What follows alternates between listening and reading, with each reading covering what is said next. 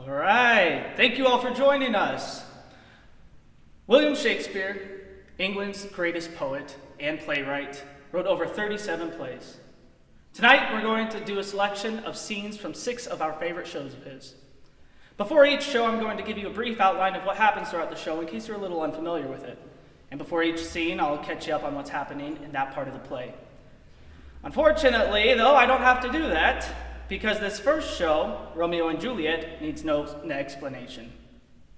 It's the tragedy and love story of 2 young people who, unfortunately, don't make it. The prologue outlines the entire play for me. So, without further ado,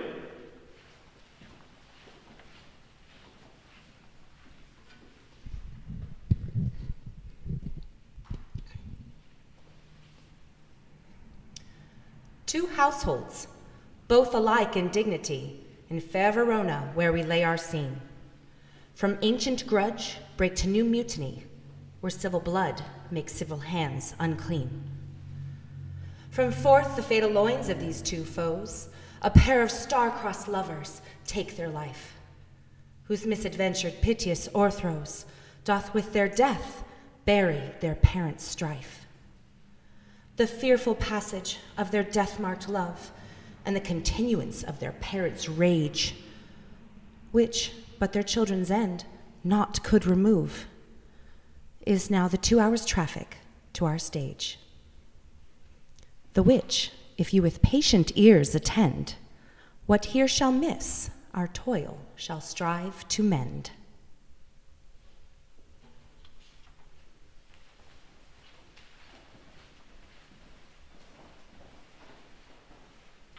this next scene needs no introduction. It's the balcony scene, where Romeo and Juliet finally profess their love to one another.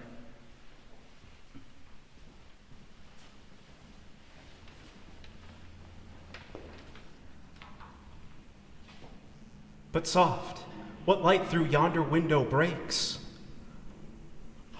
It is the east, and Juliet is the sun. Arise, fair sun, and kill the envious moon, who's already sick and pale with grief that thou, her maid, art far more fair than she. Be not her maid, for she is envious. Her vestal livery is but sick and green, and none but fools do wear it. Cast it off. Oh, it is my lady, it is my love. Oh, if she knew that she were. She speaks, yet she says nothing. What of that? Her eye discourses, I will answer it. I'm too bold. 'Tis not to me she speaks. 2 of the fairest stars in all the heaven, having some business, do entreat her eyes to twinkle in their spheres till they return. What if they were there? They in her head. The brightness of her cheek would shame those stars as daylight doth a lamp. Her eye in heaven would stream through the airy region so bright that birds would sing and think it were not night. See how she leans her cheek upon her hand. Oh, that if I were a glove on that hand, that I might touch that cheek. Ay me. She speaks. Oh, speak again, bright angel.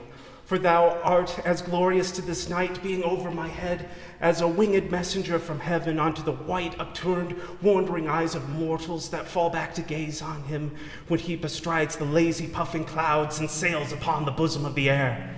Romeo, Romeo, wherefore art thou Romeo? Deny thy father and refuse thy name. Or if thou wilt not, be but sworn to me my love, and I'll no longer be a Capulet. Shall I hear more, or shall I speak at this? 'Tis but thy name that is my enemy. Thou art thyself, though not a Montague, and what's a Montague? It is nor hand, nor foot, nor arm, nor face. Oh, be some other name belonging to a man.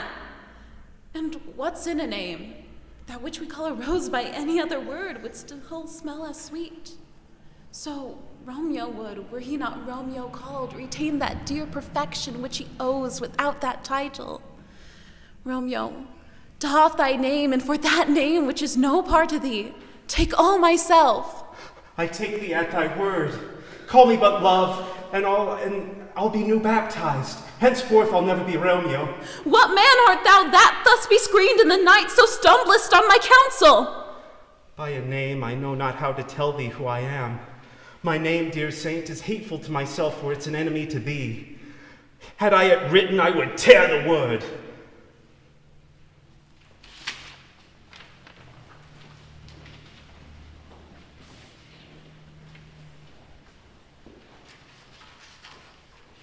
We'll end the Romeo and Juliet scenes there because we don't want to spoil the ending.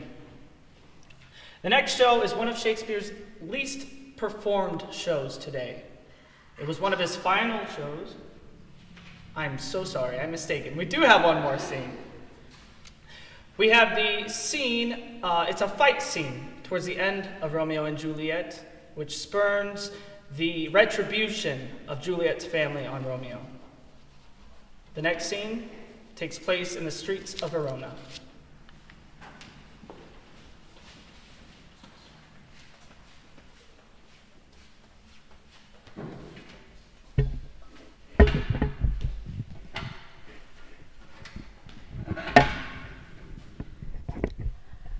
I pray thee, good Mercutio, let's retire. The day is hot, the capitals are abroad, and if we meet, we shall not escape a brawl.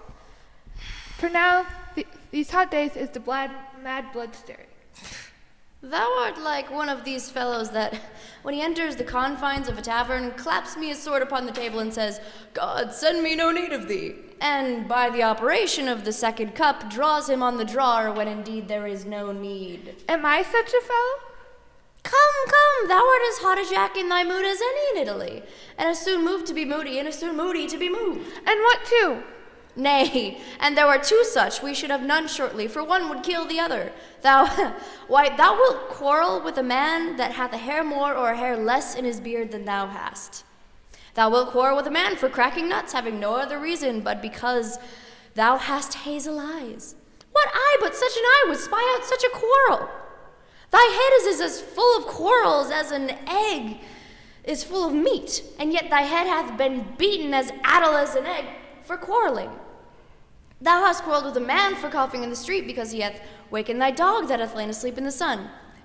Didst thou not fall out with a tailor for wearing his new doublet before Easter, with another for tying his new shoes with old ribbon? And thou wilt tutor me from quarreling. And I was so apt to quarrel. Thou art any man by the simple fee of my life for an hour and a quarter. The fee simple, oh simple. By my head, here comes the cat. By my heel, I care not. Gentlemen, good evening. A word with one of you. But one word with one of us, couple it with something, make it a word and a blow. You shall find me apt enough to that, sir, and you will give me occasion. Could you not take some occasion without giving? Mercutio, thou consortest with Romeo. Consort? What, dost thou make us minstrels? And thou make minstrels of us. Look to hear nothing but discords. Here's my fiddlestick. Here's that shall make you dance. Zounds, consort. We talk here in the public haunt of men, either withdraw into some private place, or reason coldly of your grievances. Here all eyes gaze upon us. Men's eyes were made to look and let them gaze. I will not budge for no man's pleasure eye. Peace be with you. Here comes my man. But I'll be hanged, sir, if he wear your livery.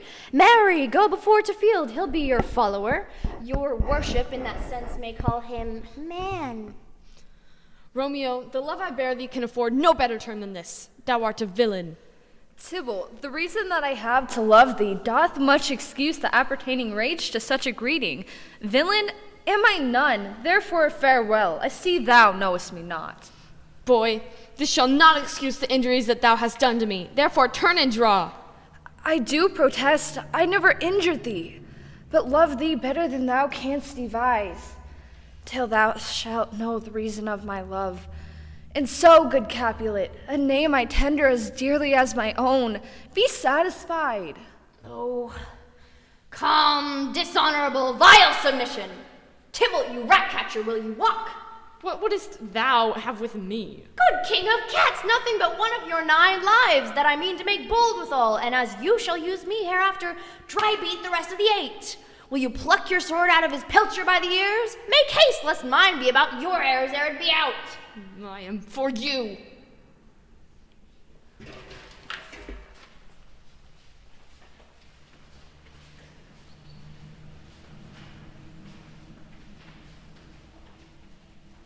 Great job.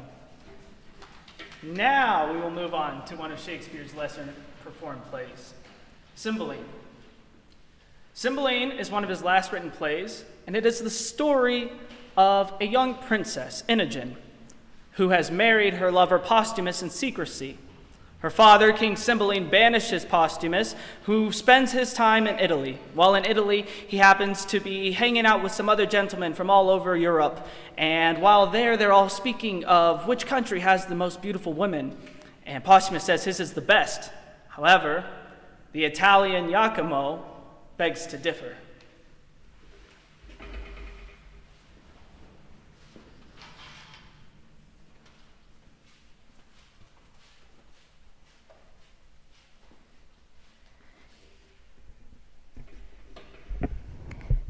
Here comes the Briton. Let him be so entertained amongst you as suits. Which gentleman of your knowing, to a stranger of his quality, I beseech you all be better known to this gentleman, who I commend to you as a noble friend of mine. Here worthy he is, I will leave to appear after, rather than story him in his own hearing.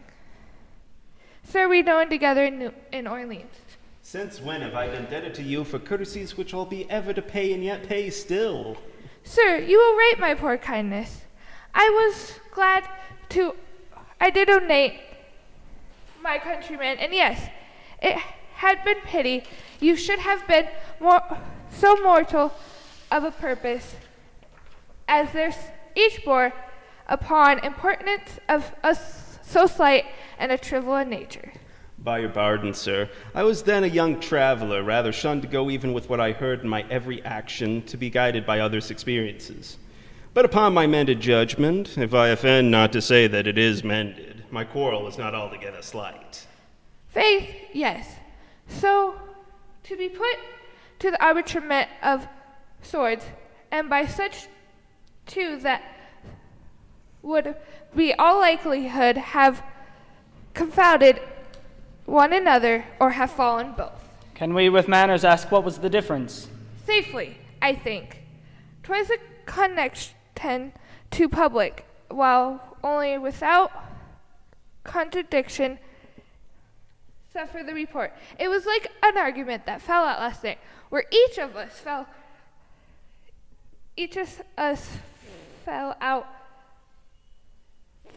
in praise of our country. The gentleman at this time, vouching and upon warrant of bloody affairment to his to be more virtuous, wise, chaste, constant, qualified, and her attemptable than any of our rarest ladies in France. That lady's not now living, or this gentleman's opinion by this worn out. She holds her virtue still, and I my mind. You must not so far prefer her for hours of Italy. Being so far provoked as I was in France, I would abate her nothing, though I profess myself her adorer, not her friend. As fair and as good. A kind of hand-in-hand comparison had been something too fair and too good for any lady in Britain. If she went before others I have seen as that diamond of yours outlusters many I have beheld, I could not assume it outshined many. But I have not seen the most precious jewel that is, nor you the lady. Oh, I as praised her as I rated her, so do I my stone. What do you esteem it at? More than the Wilden joys. Either your unparagoned mistress is dead, or she's outprized by a trifle. You are mistaken. The one may be sold or given, or if there is wealth enough for the purchase or merit of the gift. The other is not a thing for sale, and only a gift of the gods. Which the gods have given you. Which, by their graces, I will keep. You may wear her in title yours, but you know strange foul light upon neighboring ponds. Your ring may be stolen too, so your brace have unprizable estimations. The one is but frail, and the other casual. A cunning thief, or a that way accomplished courtier, would hazard the winning in both first and last. Your Italy contains none so accomplished a courtier to convince the honor of my mistress. If in the holding or loss of that you term her frail, I do nothing doubt you have store of thieves notwithstanding. I fear not my ring. Let us leave here, gentlemen. Oh, sir, with all my heart, this worthy signor, I thank him, makes no stranger of me. We are familiar at first. With 5 times so much conversation, I should gain ground of your fair mistress, and make her go back even to the yielding, had I an opportunity to, an admittance to, friend. No. I dare thereupon pawn the mighty in my state to your ring, which in my opinion overvalues it some. But I make my wager rather against your confidence than her reputation, and to bar your offense herein, I durst attempt it against any lady in the world. You are a great deal abused and too bold a persuasion, and I doubt you sustain your worthy of by your attempt. What's that? A repulse through your attempt, as you call it, deserve more. A punishment, too. Gentlemen, enough of this. It came into settling, let it die down as it was born. I pray you be better acquainted. Would I had put my estate and my neighbors on the approbation of what I have spoke. What lady would you choose to assail? Yours, whom in constancy you think stands so safe. I will lay you 10,000 ducats to your ring that commend me to the court where your lady is, with no more advantage than the opportunity of a second conference, and I will bring from thence that honor of hers which you imagine so reserved. I will wage against your gold to it. My ring as I hold as dear as my finger, 'tis part of it. You are a friend, and therein the wiser. If you buy lady's flesh at 1,000,000 a dram, you cannot preserve it from tainting, but I see you have some honor in you that you imagine so reserved. This is but a custom in your tongue. You bear a graver purpose, I hope. I am the master of my speeches, and would undergo what's spoken, I swear. Oh, will you? I shall but lend my diamond till your return. Let there be covenants drawn betweens. My mistress exceeds in goodness the hugeness of your unworthy thinking. I dare you to this match. Here's my ring. I will have it, no way! By the gods, it is one. If I bring you no sufficient testimony that I have enjoyed the dearest bodily part of your mistress, my 10,000 ducats are yours. So is your ring, too. If I come off and I leave her in such honor as you have faith in, she your jewel, this your jewel, and my gold are yours, provided I have your commendation for my more free entertainment. I embrace these conditions. Let us have articles betwixt us. Only thus far you shall answer. If you make your voyage upon her and give me directly to understand that you've prevailed, I'm no further your enemy. She's not worth our debate.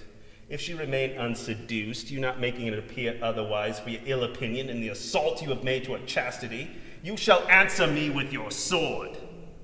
Your hand. A covenant! We will have these things set down by lawful counsel and straight away for Britain, lest the bargain should catch cold and starve. I will fetch my gold and have our 2 wagers recorded. Agreed.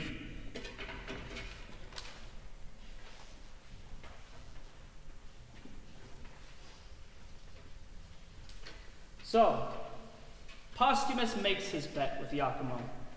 Iachimo travels to Britain and fails. He can't seduce Imogen. She loves him too much. But Iachimo refuses to lose a bet. So instead, he sneaks into her bedroom while she's sleeping, steals her bracelet, takes notes of the things around her room, and then goes back to Britain and tells him how successful he was in his venture. Posthumus is enraged and hurt, so he hires an assassin to kill Imogen. However, immediately after he feels regret, and so he travels to Britain to stop the assassin. However, when he gets to the court of the king, Iachimo is already on trial. His guilt has overridden him, and he feels that he must confess to his wrongdoings.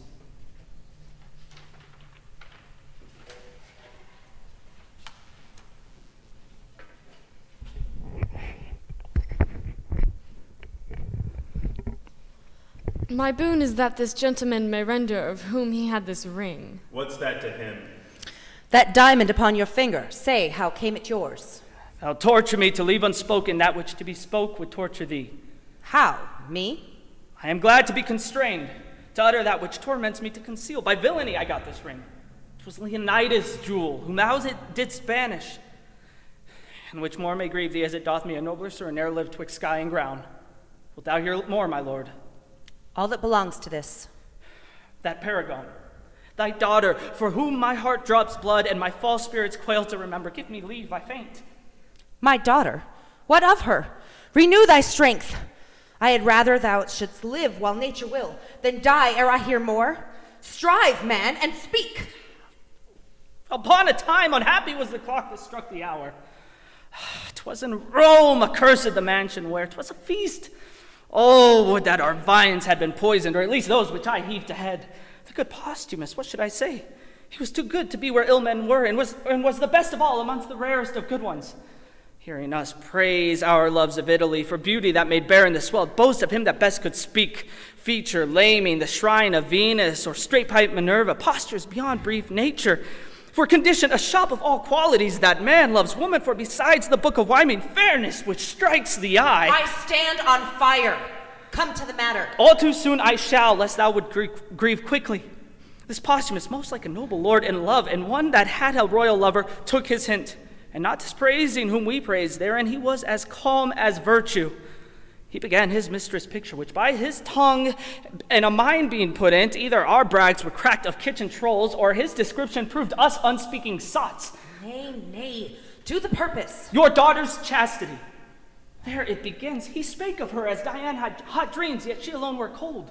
Whereat I, wretch, made scruple of his praise, and wagered with him pieces of gold gainst this which then he wore upon his honored finger, to attain in suit the place of his bed, and win this ring by hers and mine adultery. He, true knight, no lesser of her honor confident than I did truly find her stakes this ring, and would so had it been a carbuncle, a Phoebus wheel, and might so safely had it been all the worth of his car. Away to Bryn, post I in this design. Well may you, sir, remember me at court, where I was taught of your chaste daughter the wide difference twixt amorous and villainous. Being thus quenched in hope not longing, mine Italian brain gan in your duller Britain obrit, most vilely, and for my vantage, excellent. But to be brief, my practice so prevailed that I returned with similar proof enough to make the noble Leonidas mad, by wounding his belief in her renown with tokens thus and thus, averring notes of chamber hangings, pictures, this her bracelet, oh cunning how I got. Nay, some marks of secret on her person that he could not but think her bond of chastity quite cracked. I haven't taken the forfeit, whereupon methinks I see him now. Aye, so thou dost, Italian fiend. Ay me, most credulous fool, egregious murderer, thief, anything that's due to all villains past and being to come. Oh, give me cord or knife or poison, some upright justicer. Thou king send out for torturers ingenious. It is I that all abhorred things over the earth amend by being worse than they. I am Posthumus that killed thy daughter. Villain like I lie, that caused a less a villain than myself, a sacrilegious thief to do it. The temple of virtue she was, yea, and she herself. Spit and throw stones, cast mire upon me. Set dogs over the street to bay me. Every villain be called Posthumus Leonidas and be villainy less than 'twas. Oh, Imogen, my queen, my life, my wife. Oh, Imogen, Imogen, Imogen.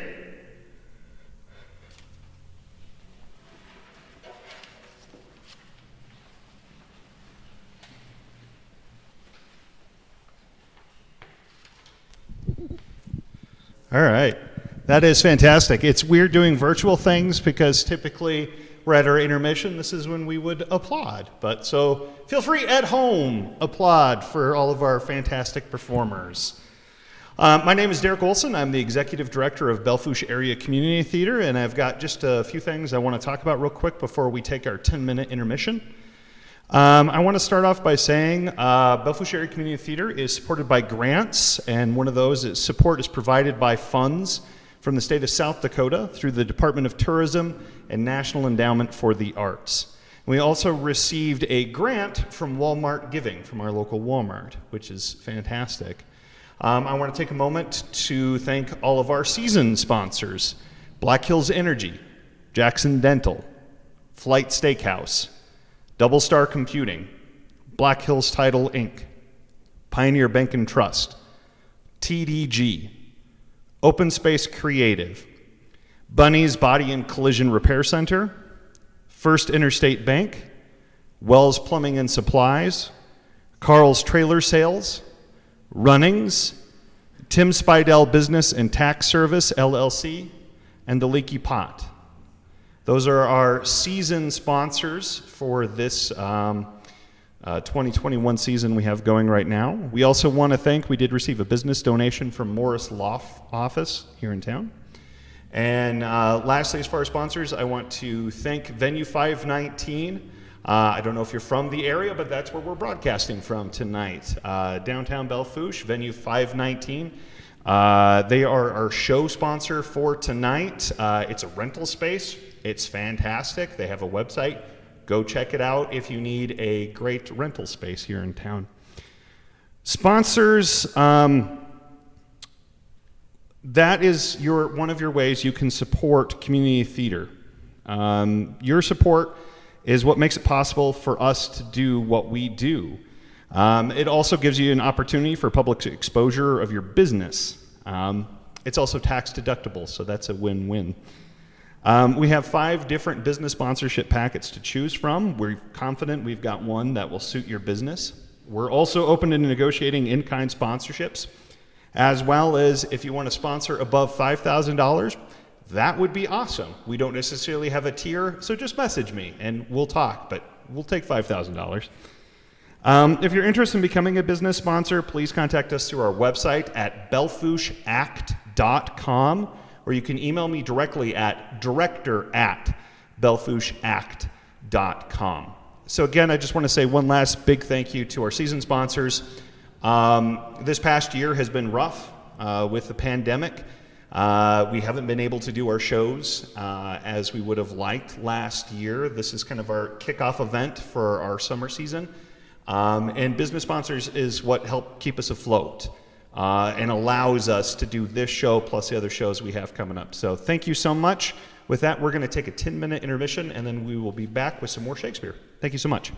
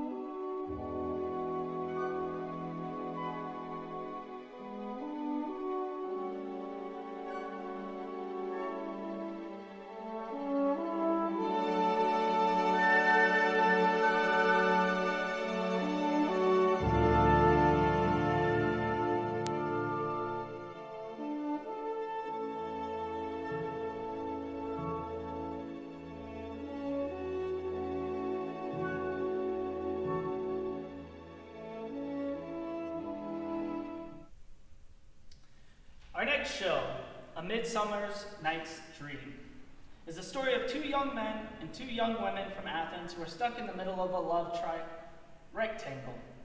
See, Hermia and Lysander are in love with one another, but Hermia's father wants her to marry Demetrius, who's also in love with Hermia. However, Hermia's best friend Helena is in love with Demetrius, but Demetrius doesn't love Helena, he only loves Hermia. However, they all run away into the woods together because they don't want to listen to their parents. Once they're in the woods, they happen to come across a fairy named Puck, who plays a bunch of tricks on them, including casting a spell on the group, which makes the two men fall in love with Helena instead of Hermia. It's a great comedy and a great love story. Today we've got one monologue from it, which is actually being performed by Shawnee Singer, who now lives in Texas, but used to perform with the Belle Fourche Area Community Theater on a regular basis. So here is Helena's monologue of frustration and jealousy at the beginning of A Midsummer's Night's Dream.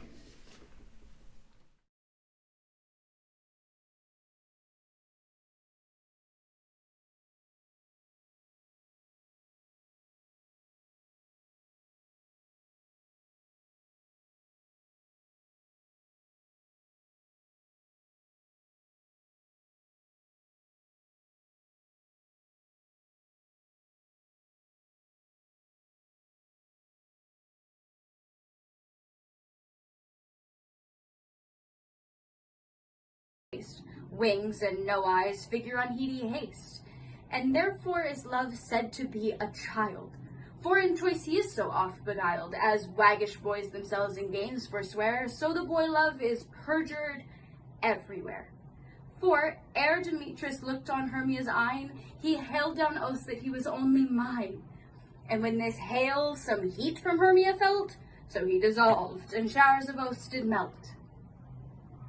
I will go tell him of fair Hermia's plight. Then to the wood will he tomorrow night pursue. All right, unfortunately, it looks like we're having a bit of trouble with sound, but now we're going to go ahead and restart that because we've sorted it all out. Thank you. How happy some or some others can be. Through Athens I'm thought as fair as she, but what of that? Demetrius thinks not so. He will not know what all but he do know. And as he errs doting on Hermia's eyes, so I, admiring his qualities. Things base and vile holding no quantity, love can transpose to form and dignity. Love looks not with the eyes, but with the mind, and therefore is winged Cupid painted blind, nor has love's mind of any judgment taste. Wings and no eyes figure unheedy haste, and therefore is love said to be a child. For in choice he is so oft beguiled, as waggish boys themselves in games forswear, so the boy love is perjured everywhere. For ere Demetrius looked on Hermia's eyne, he hailed down oaths that he was only mine. And when this hail some heat from Hermia felt, so he dissolved, and showers of oaths did melt. I will go tell him of fair Hermia's plight. Then to the wood will he tomorrow night pursue her. And for this intelligence, if I have thanks, it is a dear expense. But herein I mean to enrich my pain, to have his sight thither and back again. Our last comedy, Two Gentlemen of Verona, sees two young gentlemen who are best friends, Proteus and Valentine. They travel to Milan where they both happen to fall in love with Sylvia. Sylvia loves Valentine, but despite her not loving Proteus, he also loves her. And despite the fact that Proteus has a girlfriend back home, he pursues her. Tonight we will perform a few scenes from Two Gentlemen of Verona. Our first scene will be Julia and her best friend and maid, Lucetta, gossiping about the boys she likes.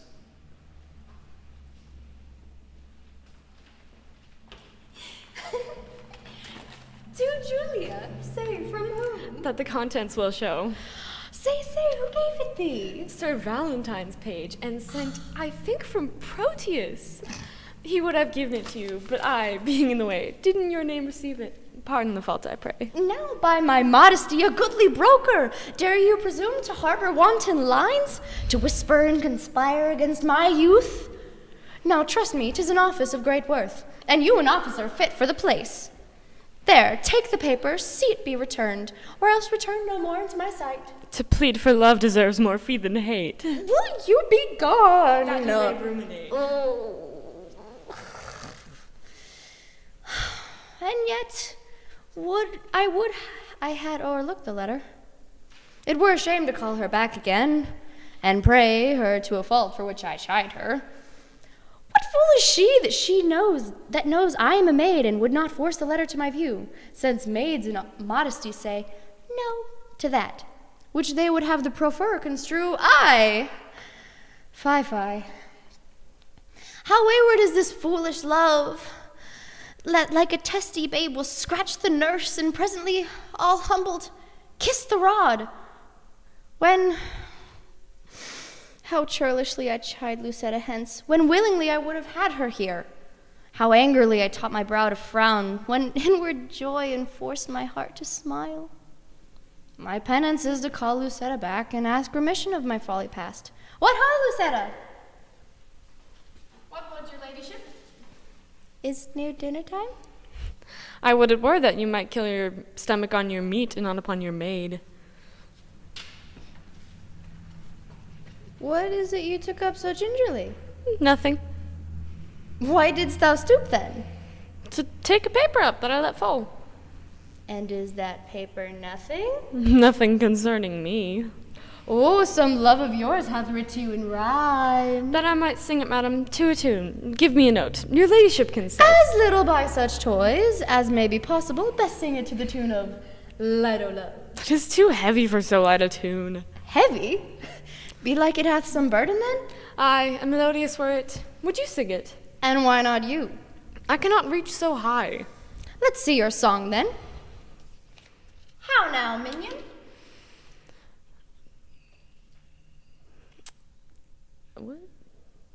How now, minion?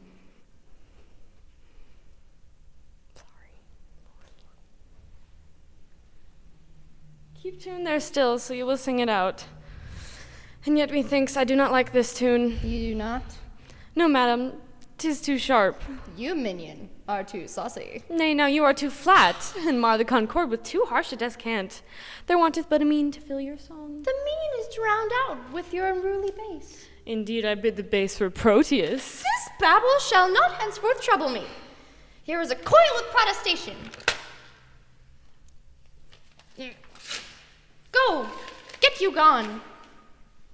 And let the papers lie. You would be fingering them to anger me. She makes it so strange, but she would be best pleased to be so angered with another letter. Nay, were I so angered with the same. Oh, hateful hands, to tear such loving words, injurious wasps, to feed on such sweet honey, and kill the bees that yield it with your stings. Oh, kiss each several paper for amends.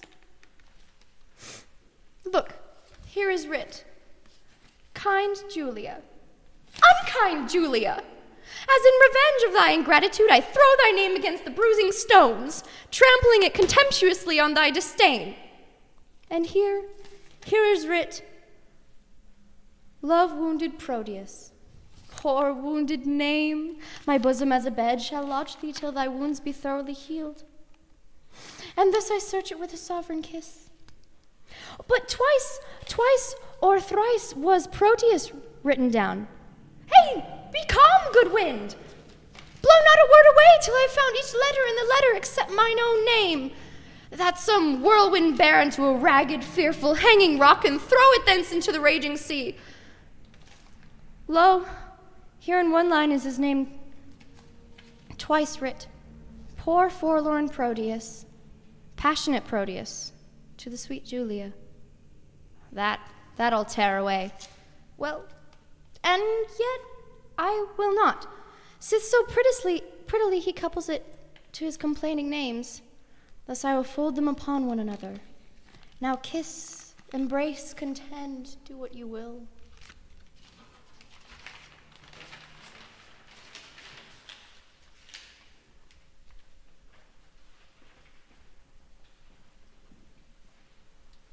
So sadly, Julia tells Proteus out of embarrassment that she's not interested in him, even though she really is.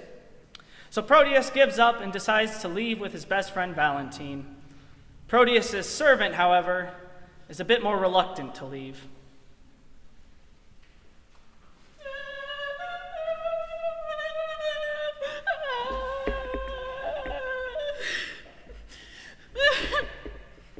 Nay, 'twill be this hour ere when I have done weeping. All of the kind of the lances have this very fault. I have received my proportion, like the prodigious son, and I am going with Sir Proteus to the imperious court. I think Crab, my dog, be the sourest natured dog that lives. My mother weeping, my father wailing, my sister crying, our maid howling, our cat wringing her hands.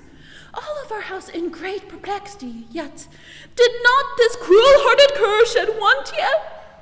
He is a stone, a very pebble stone, and has no more pity in him than a dog. A few would have wept to see our parting. Why, my great grandam, having no eyes, look you, wept herself blind at our parting. Nay, I will show you the manner of it. This shoe is my father. No, this left shoe is my father. This left shoe is my mother. No, it cannot be so neither. It is so, it is so, it hath the worser soul. The shoe with the extra hole on it is my mother, and this is my father. A vengeance upon it, there it is now. This staff is my sister. Imagine, she is white as a lily and as small as a wand. Now this hat is Nan, our maid. I am the dog. No, the dog is me. I am the dog. No, the dog is himself. I am the dog. So. Now, come I to my father. Father, your blessing. Now, should not the shoe speak a word for weeping? Shh. Now, should I kiss my father? Well, he weeps on. Now, come I to my mother. Oh, how she could speak like a moved woman. Well, I kiss her. Well, there it is. There's my mother's breath up and down. Now, come I to my sister. Mark the moan she makes.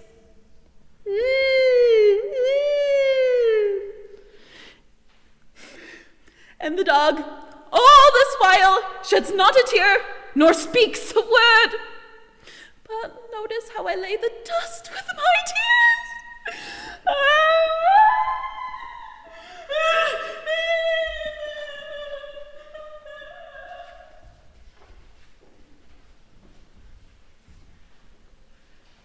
Poor Lance.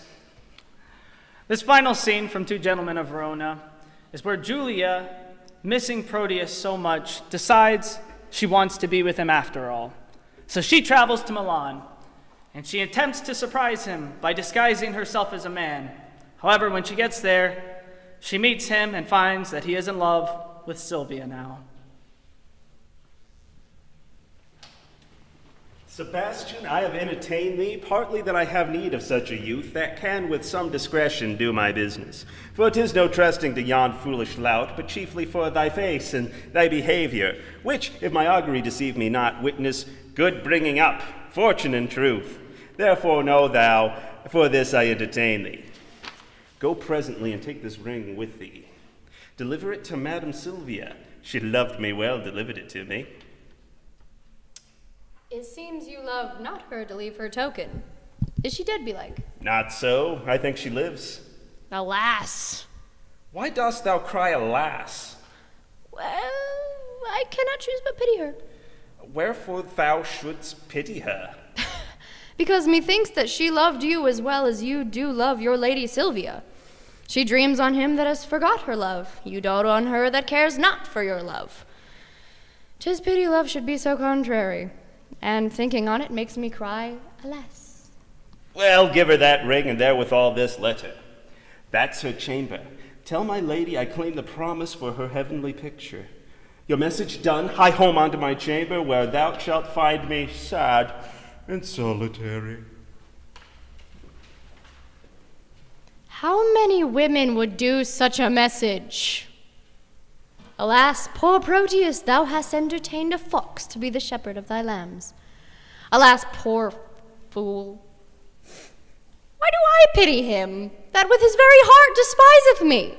Because he loves her, he despiseth me. Because I love him, I must pity him. This ring I gave him when he parted from me, to bind him to remember my goodwill. And now am I, unhappy messenger, to plead for that which I would not obtain, to carry that which I would have refused, to praise his faith which I would have dispraised. I am my master's true confirmed love, but cannot be true servant to my master unless I prove false traitor to myself. Yet will I woo for him, but yet so coldly as heaven it knows I would not have him speed.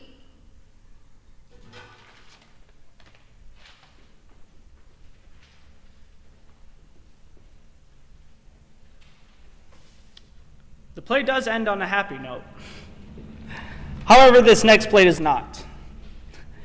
Hamlet is a bit of a tragedy. In Hamlet, the ghost of the king of Denmark tells his son, Hamlet, to avenge him by killing the man who murdered him, the new king, Hamlet's uncle. Hamlet then begins to go insane. He contemplates life and death, and then he breaks up with his fiancée, which sends her down a spiraling pit of despair of her own. And finally, he seeks his revenge. The play ends with a duel in which Hamlet's opponent, the king, and the queen all die. This first scene is where Hamlet is first approached by his dead father.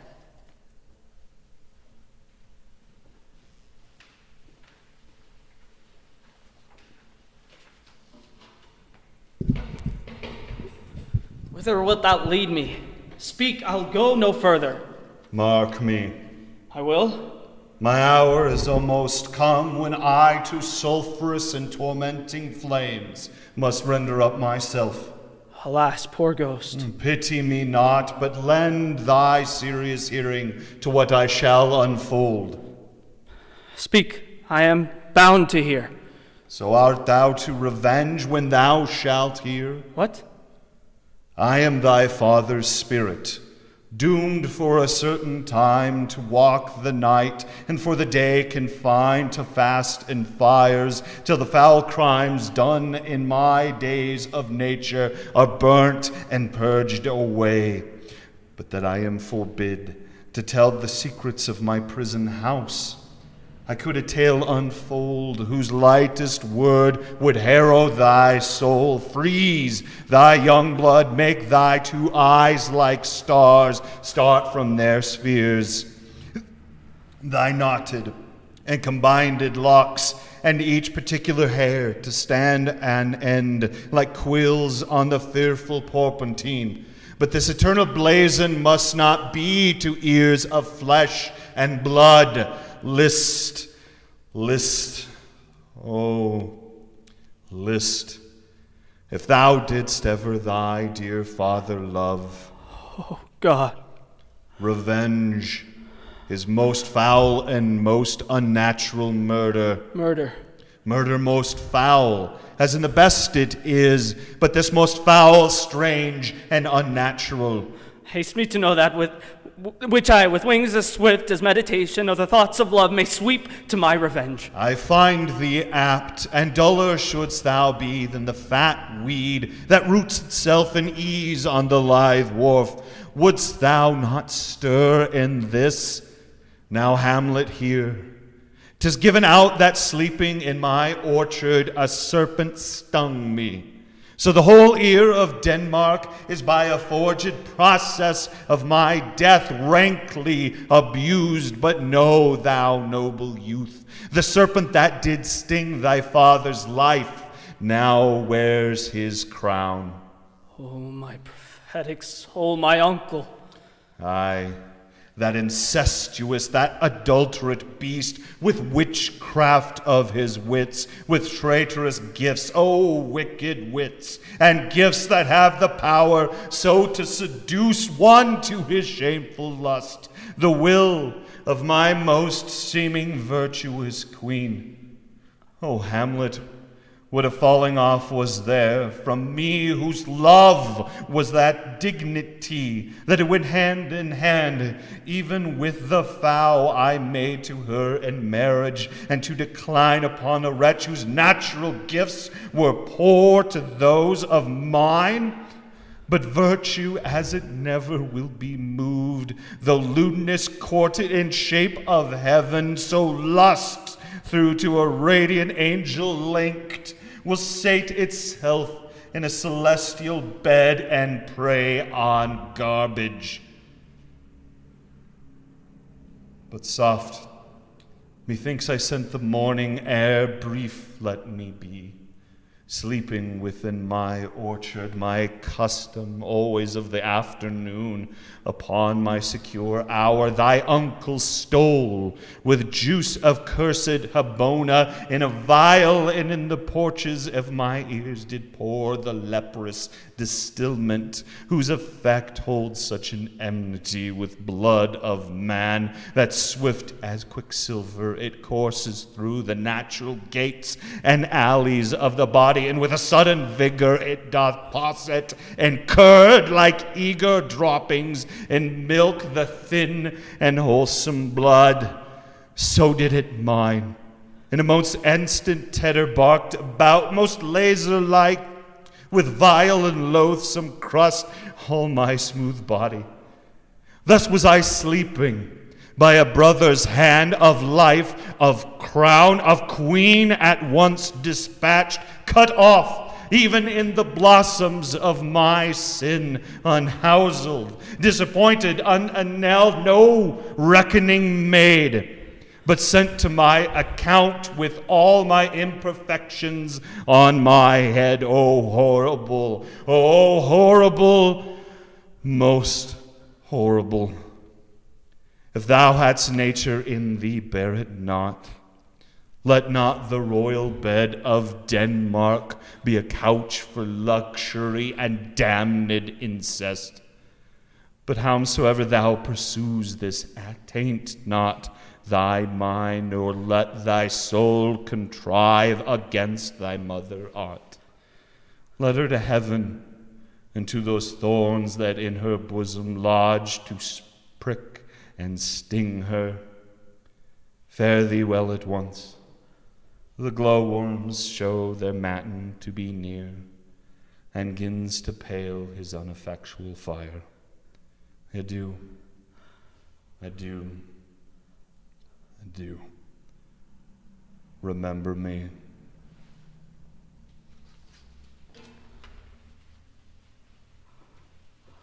Oh, all you host of heaven, oh earth, what else? And shall I couple hell? Oh, fie, hold my heart. And you, my sinews, grow not stiffly old, but bear me up. Remember thee, aye, thou poor ghost, whilst memory holds a seat in this distracted globe. Remember thee, yea, from the table of my memory I'll wipe away all trivial, fond records, all saws of books, all forms, all pressures past, that youth and observation copied there. And thy commandment all alone shall live within the book and volumes of my brain, unmixed with baser matter. Yes, by heaven, O most pernicious woman, O villain, villain, smiling, damned villain! Oh, my table's meted as I set it down, that one may smile and be a villain. At least I am sure it may be so in Denmark. So, uncle, there you are now, to my word, it is a do. A do, remember me. I have sworn.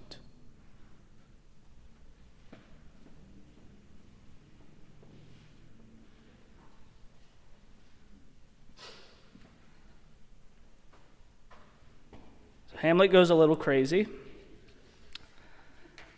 After swearing his revenge on his uncle, he begins to spiral, madness, and the woman who he loved, Ophelia,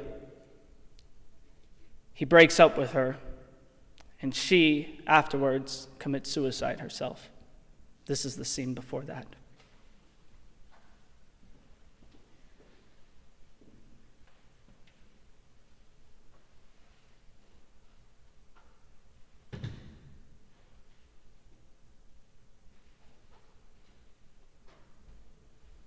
To be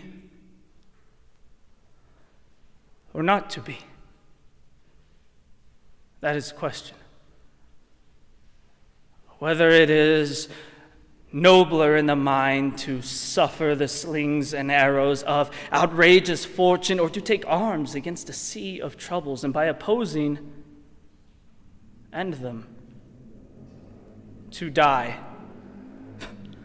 To sleep no more.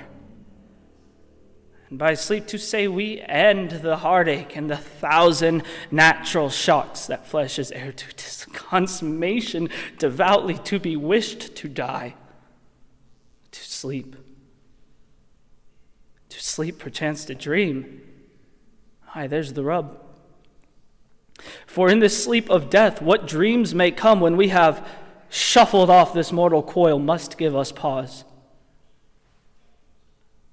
There's the respect that makes calamity of so long life. For who would bear the whips and scorns of time, the oppressor's wrong, the proud man's contumely, the pangs of despised love?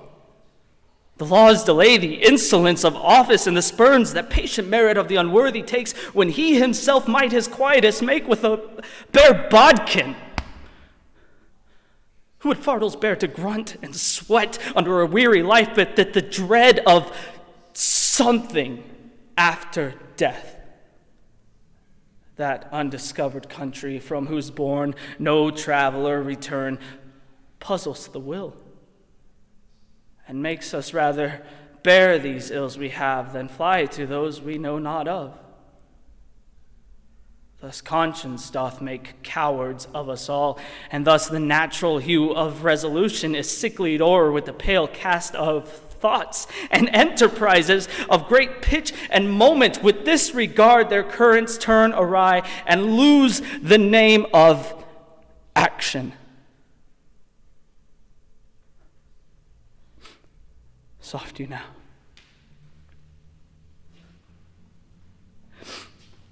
The fair Ophelia, nymph, in thy orisons be all my sins remembered. Good, my lord. How does your honor for this many a day? I humbly thank you well. My lord, I have remembrances of yours that I have longed to redeliver. I pray you not receive them. No, not I. I never gave you aught. My honored lord, you know right well you did. And with them words of so sweet breath composed as made the things more rich. Their perfume lost, take these again, for to the noble mind rich gifts wax poor when givers prove unkind. There, my lord. Are you honest? My lord? Are you fair? What means your lordship? That if you be honest and fair, your honesty should admit no discourse to your beauty. Could beauty, my lord, have better commerce than with honesty? Aye, truly. For the power of beauty will sooner transform honesty from what it is to a bawd than the force of honesty can transform beauty into his likeness. This was sometime a paradox, but the time gives it proof. I did love you once. Indeed, my lord, you made me believe so. You should not have believed me. For virtue cannot so inoculate our old stock, but we shall relish of it. I loved you not. I was the more deceived. Get thee to a nunnery. Why wouldst thou be a breeder of sinners? I am myself indifferent, honest, but I am guilty of things that it were better my mother had never borne me. I am very proud, revengeful, ambitious, with more offenses at my beck than I have thoughts to put them in, imagination to give them shape, or time to act them in. What should such fellows as I do, crawling between earth and heaven? We are errant knaves all, believe none of us. Go thy ways to a nunnery. Where's your father? At home, my lord. Let the doors be shut upon him, that he may play the fool nowhere but in Zone's house. Farewell. Oh, help him, you sweet heavens! If thou dost marry, I'll give thee this plague for thy dowry. Be thou as chaste as ice, as pure as snow. Thou shalt not escape calumny. Get thee to a nunnery. Farewell. Or if thou wilt needs marry, marry a fool. For wise men know well enough what monsters you make of them. To a nunnery. Go, and quickly too. Farewell. Heavenly powers, restore him! I have heard of your paintings too well enough. God hath given you one face, and you make yourself another. You lisp and you jig and you amble. You nickname God's creatures, and you make your wantonness, your ignorance. It hath made me mad. I say, there will be no more marriages. Those that are married, all but one shall live. The rest shall keep as they are. To a nunnery, go! Oh, what a noble mind is here o'erthrown. The courtiers, soldiers, scholars, eye, tongue, sword, the expectancy and rose of this fair state, the glass of fashion and mold of form, the observed of all observers, quite down. And I, of ladies most dejected and wretched, that have sucked the honey of his music to vows, like sweet bells jangled out of time and harsh, the unmatched form and stature of blown youth, blasted with ecstasy. Oh, woe is me, to have seen what I have seen, see what I see.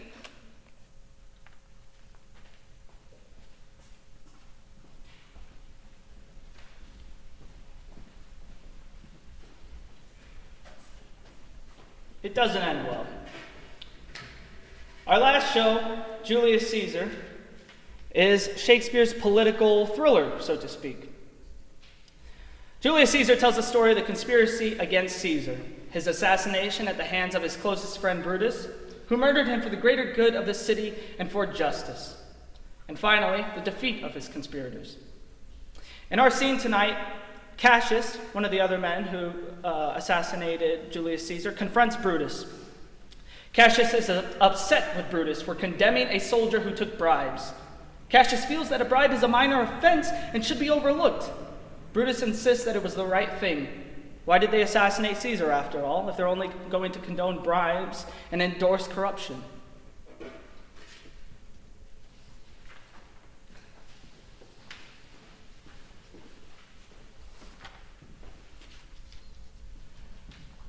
That you have wronged me doth appear in this. You have condemned me, and noted Lucius Pella for taking bribes. Here are the Sardians, wherein my letters praying on his side because I knew the man was slighted off. You wronged yourself to write in such a case.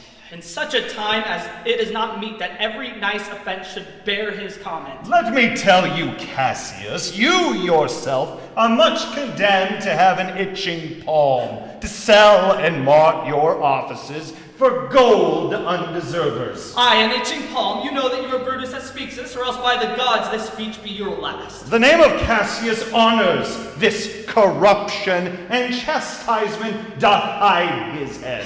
Chastisement? Remember March?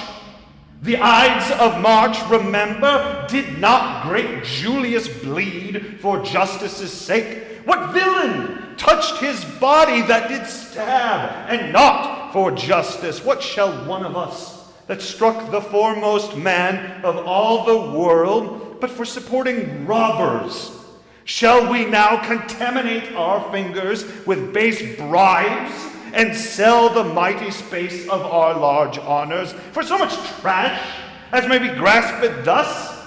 I'd rather be a dog and bathe the moon than such a Roman. Bait not me, Brutus. I'll not endure it. You forget yourself to hedge me in. I am a soldier, older in practice, abler than yourself to make conditions. Go to. You are not, Cassius. I am. I say you are not. Urge me no more. I shall forget myself. Have mind upon your health. Tempt me no further. Away, slight man. It's possible. Hear me, for I will speak. Must I give way to your rash choler? Shall I be frighted when a madman stares? Gods, you gods, must I endure all this? All this? Aye, more. Fret till your proud heart break. Go show your slaves how choleric you are, and make your bondmen tremble. Must I budge? Must I observe you? Must I stand and crouch under your testy humor? By the gods, you shall digest the venom of your spleen, though it do split you. For from this day forth I'll use you for my mirth, yea, for my laughter when you are waspish.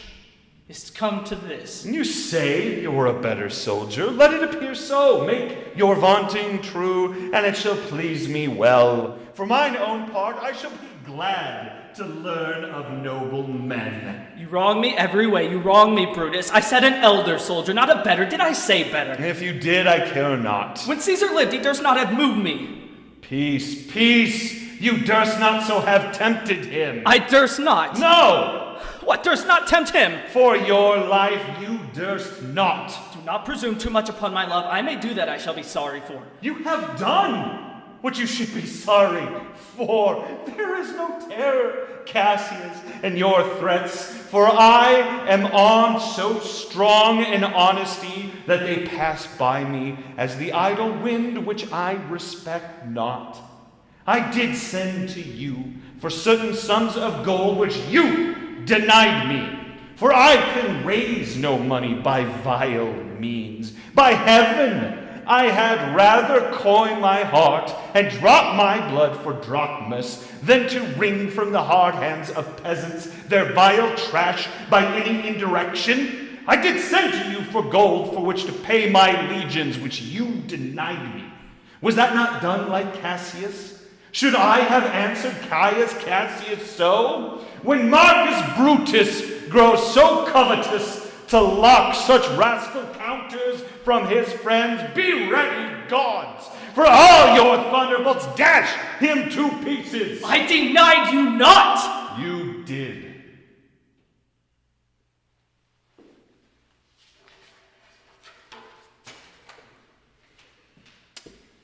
And with that, that was our last piece of the evening. I've got just a couple of quick things to say as long as we've got you. We talked about sponsorships earlier. I'd like to talk about donations. Along with sponsorships and ticket sales, donations are what allow us to fulfill our mission to bring high-quality theater to the Belle Fourche area. We accept donations of any signs. You can mail them to us. We have a P.O. box that's on our website, and you can also donate online at bellefourcheact.com. And we appreciate anything you can give. We greatly appreciate some people donated with their ticket purchase tonight, so thank you so much. If you enjoyed what you saw, if you have the money to spare, we would greatly appreciate. And what we do with all these donations, that's how we're able to purchase licensing for the shows that we do. We create sets, props, costumes, we rent theater spaces. And at the end of the day, it costs money to run an organization, even a nonprofit like we are, and donations help us do that. And lastly, I want to kind of pitch real quick our season. We have, coming up in June, the show Must Go On, a night of one acts. We're pleased to announce that Belle Fourche Area Community Theater is back with our first stage show of the 2021 seasons. We're back in person.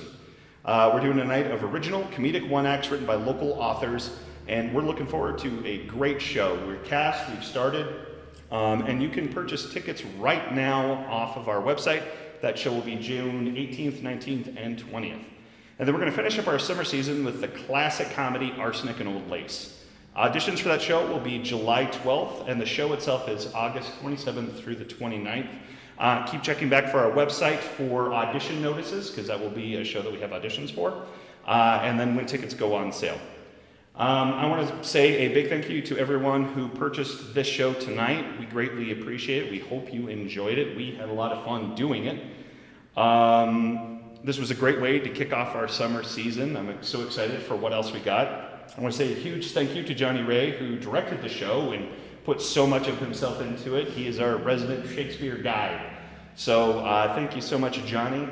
And with that, I think we're going to have everybody come in, and we know you're not here, but we're going to give you a little bow because everybody did such a great job.